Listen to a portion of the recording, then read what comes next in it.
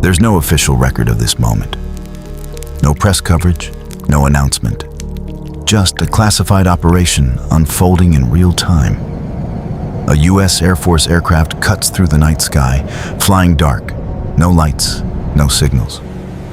Inside, a handful of men sit in silence. No conversation, no distractions. Every one of them knows exactly where they're going and what's waiting for them. This is not a deployment. This is an insertion. These men are CIA paramilitary officers. They are the first Americans entering enemy territory after 9/11. No large military force, no backup on standby. Just a small team carrying the weight of a national response. The aircraft slows. The ramp opens. Cold air rushes in. Within minutes, they are on the ground. No ceremony, no delay, just movement. America's war has just begun.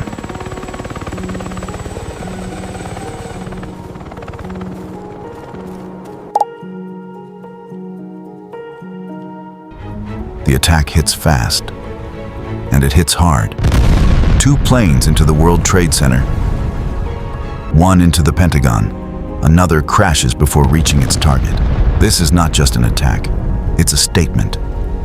Within hours, the United States activates every intelligence channel it has. CIA, NSA, Department of Defense. Everyone is working the same problem. Identify the enemy, locate the target, prepare the response. The intelligence picture sharpens quickly. The network is Al-Qaeda. The leader is Osama bin Laden. The safe haven, Afghanistan. Now the pressure shifts. The United States cannot afford a slow reaction. A traditional invasion would take time, weeks, maybe months. But intelligence leadership knows something critical. Speed matters more than size. The first move won't be made by an army.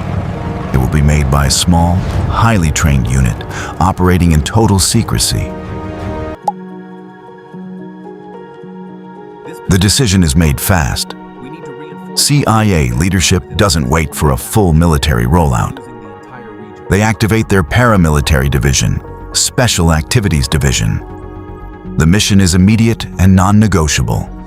Deploy into enemy territory. Establish ground intelligence. Prepare for U.S. military strike capability. The team selected is small for a reason. Fewer men means faster movement, lower visibility, and greater flexibility. Every operative chosen has experience in hostile environments, places where extraction is never guaranteed. There is no illusion about the risk, no embassy support, no secure base, no quick reaction force nearby. Once they go in, they're on their own. But that's exactly how this mission is designed. Because this isn't about overwhelming force, this is about precision.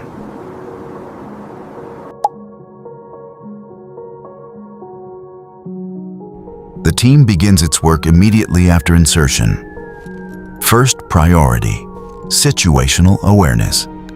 They map the battle space in real time.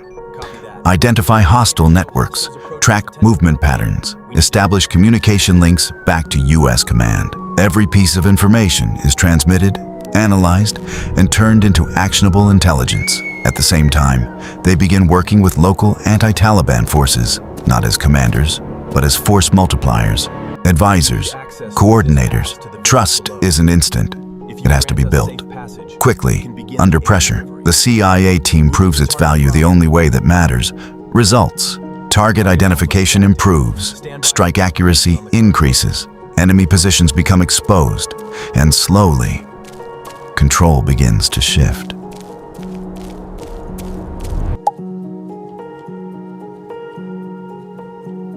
Now the operation escalates. The CIA team transitions from intelligence gathering to active coordination of combat operations. Using advanced targeting systems, they begin directing U.S. air power with precision. Bombing runs are no longer broad, they are exact. Enemy supply lines are disrupted, defensive positions weakened, movement restricted, Every strike is calculated, every target verified. This is not chaos. This is controlled pressure. The Taliban begins to feel it. Their advantage, terrain, starts working against them as their positions are systematically exposed and dismantled. Momentum builds, and for the first time since the operation began, the outcome starts to take shape.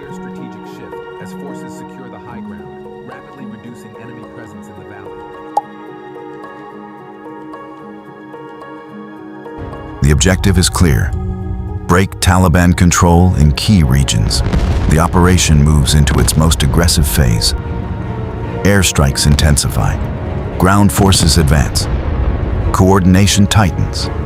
The CIA team remains embedded, adjusting targets in real time, ensuring that every strike has maximum impact. Resistance continues, but it's no longer organized. It's reactive. And that changes everything, because once an enemy shifts from control to reaction, the fight is already turning. Key strongholds fall, the network fractures, and the United States establishes its first major foothold in the region. What started as a covert insertion evolves into a full-scale military campaign. U.S. forces begin deploying in larger numbers. Infrastructure builds, operations expand, but none of it happens in isolation. It all traces back to the initial insertion. A small team, a high-risk mission, a decision to act fast instead of waiting. Operation Jawbreaker doesn't dominate headlines. It doesn't come with public recognition. But inside the intelligence community, its impact is clear. It set the conditions.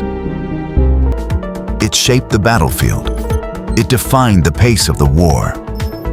And it proved something critical: that sometimes the most decisive moves in war are made long before the world even knows the war has begun.